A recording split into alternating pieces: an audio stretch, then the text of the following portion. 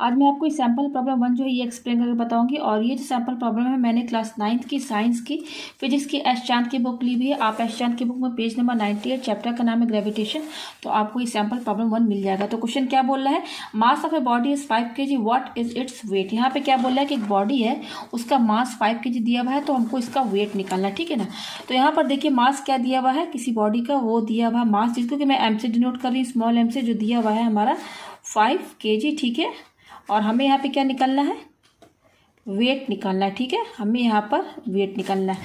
तो वेट जो होता है उसका फॉर्मूला क्या होता है, वेट जो होता है उसका निकालने का तरीका है मास इंटू ग्रेविटी, जिसको कि m इंटू जी बोलिए, ठीक है। ग्रेविटी को मैं g से डिनोट कर रही हूँ। जी m जो होता है वो हमारा kg में होता है, और ये क्या है g हमारा, g acceleration due to gravity, जिसकी की यूनिट क्या होती है मीटर पर सेकंड स्क्वायर, ठीक है। और ये kg और मीटर पर सेकंड स्क्वायर मिलके क्या बनते हैं, न्यूटन बनते हैं। यानी कि वेट का जो यूनिट है वो, वेट का यूनिट जो होगा वो न्यूटन में आएगा। यानी कि न्यूटन किसका यूनिट है, फोर्स। न्यूटन तो फोर्स का भी यूनिट है ना, तो वेट भी एक तरह का फोर्स है। तो यहाँ पर हमें वेट निकालना है, एक ऑब्जेक्ट है 5 kg का, उसका हमें वेट निकालना है। तो वेट क्या होता है, देखिए मैंने यहाँ डेफिनेशन लिख दिया है, the weight of a body is the force with which it is attracted towards the centre of the earth. एक बॉडी का वेट क्या होता है, एक फोर्स होता है, और वो फोर्स किधर से किस साइड लगता है, अर्थ के सेंटर से लगता है उस पर फोर्स।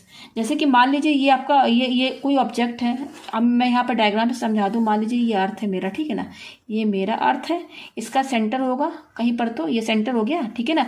अब ये अर्थ है और ये अर्थ का सरफेस है, इसी सरफेस पर ये जो 5 kg का ऑब्जेक्ट है कहीं पर तो रखा होगा ना। मान लीजिए आप यहाँ पर रख दीजिए 5 kg का ये ऑब्जेक्ट, कहीं पर तो होगा, किसी सरफेस पर, अर्थ के कहीं पर तो होगा। मान लीजिए यहाँ पर रखा हुआ, तो ये जो 5 kg जो बॉडी, ये जो ऑब्जेक्ट रखा हुआ है, तो वेट का क्या मतलब है ना कि कोई भी ऑब्जेक्ट अगर अर्थ के सरफेस पे रखा है तो अर्थ के सेंटर, ये सेंटर है ना, अर्थ के सेंटर से एक फोर्स लगता है इस पर, इस बॉडी पर, किधर की साइड, अर्थ के टुवर्ड्स द सेंटर। सेंटर ये है अर्थ का, ठीक है ना। तो इस बॉडी पर एक फोर्स लगता है किधर side, earth towards the centre, मतलब कि डाउनवर्ड डायरेक्शन में फोर्स लगता है। अर्थ क्या करता है, हर ऑब्जेक्ट को अपनी तरफ खींचने की कोशिश करता है ना। जैसे कि आप नीचे बैठे हैं पेड़ के नीचे और कोई फल ऊपर से नीचे गिरा, तो आखिर वो फल ऊपर से नीचे ही क्यों गिरा, क्योंकि अर्थ हर चीज़ को अपने तक अट्रैक्ट करता है, क्योंकि उसमें एक ग्रेविटेशनल फोर्स लगता है। आपने ग्रेविटेशनल फोर्स पढ़ा है, अकॉर्डिंग टू न्यूटन इसाक क्या कहते हैं कि यूनिवर्स में हर ऑब्जेक्ट एक दूसरे ऑब्जेक्ट को अट्रैक्ट करता है एक फोर्स के साथ, जिसको कि ग्रेविटेशनल फोर्स कहते हैं। तो इसी ग्रेविटेशनल फोर्स जो कि अर्थ देता है, अर्थ लगाता है, हर ऑब्जेक्ट को अर्थ अपने सेंटर की तरफ खींचने की कोशिश करता है, अट्रैक्ट करने की कोशिश करता है। तो अब देखिए अर्थ के सेंटर से इस बॉडी पर, ये जो 5 kg का बॉडी है, ये जो 5 kg का, इस पर एक फोर्स लग रहा है, डाउनवर्ड फोर्स, ठीक है ना। तो इसी फोर्स को वेट कहा गया है। ये जो एफ है ना, इसी को वेट कहा गया है, ठीक है ना। तो यही वेट हमें यहाँ पे फाइंड करना है कि ये जो ऑब्जेक्ट है 5 kg का, इस पर कितना फोर्स लग रहा है towards the centre of earth, ठीक है ना। तो इसी को वेट कहा गया है। तो अब चलिए कैलकुलेट कर लेते हैं हम। वेट क्या होता है, W = m × g, ये तो फॉर्मूला है हमारा, ठीक है ना।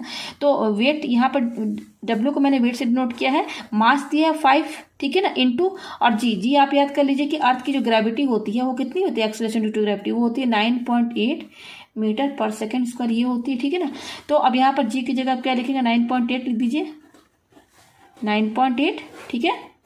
तो इसको इंटू कीजिए, तो ये हो जाएगा 5 8 × 40 और 5 9 × 45, 49.0, यानी कि 49।